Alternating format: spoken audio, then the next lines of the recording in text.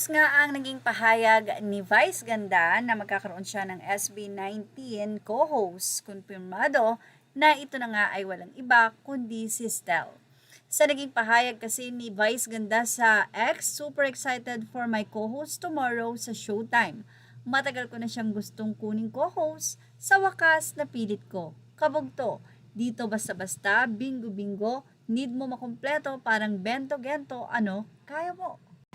Kaya naman inaasahan ang pagtaas ng ratings ng It's Showtime na mapapanood sa GMA7 bukas. Ang iba ay nagsabi na manunood pa rin sila sa favorite nila at sa YouTube channel na lang nila papanoorin kapag ka ito ay ni-replay na. Pero syempre, iba pa rin kapag ka ito'y pinanood mo ng live at hindi replay. So, marami po ang oh wow, excited na kami. Hala, excited na ako. Tama nga ang hula ko. Yon, finally nag-guest co-host din si Bebostel Ahero. Tagal ko na din pong inaabangan mag-guest co-host. Siya sa It's Showtime. Thanks, Vice Ganda. So inaasahan po ang kwelang-kwelang It's Showtime bukas dahil nandun ang makulit na si Stel. Yay! Siya nga masaya to. Hindi rin mapakalito si Showtime eh. Kanina nagpapahula pa eh. Hindi na natiis, pinost rin agad si Stel kahit alam namang agad namin kung sino yung co-host. Thank you, Showtime. Manonood ako bukas, na bukas din, alas 6 pa lang, bukas na ang TV, ha ha ha. OMG, Stel, pasayawin niyo po siya ng ikembot ng ginto, please, or ng ganito, tatalunin niya pa ang 160 degrees dance ni Coach J. Yay, kailangan kong mag-alarm. So, grabe na po, ang dami nang nag-aantay. Wow!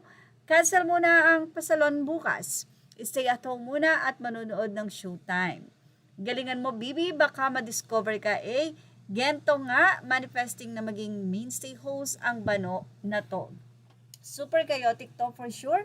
Stel X Memibay. So, sa pagiging mainstay host, medyo malabo pa siguro dahil napakarami nga pong occasions, events, ang SB19 at talagang hindi sila pwedeng mag-mainstay ng isa nga pong show.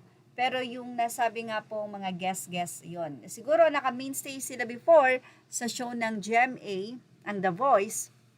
Pero ngayong mga guest co-host ay talaga namang isa ng gandang experience ito, especially sa fans ng SB19 dahil matagal-tagal ding mapapanood na nasa It's Showtime si Stel dahil isa po siyang co-host. Kaya naman inaasahan na ang dagsang manunood bukas sa It's Showtime.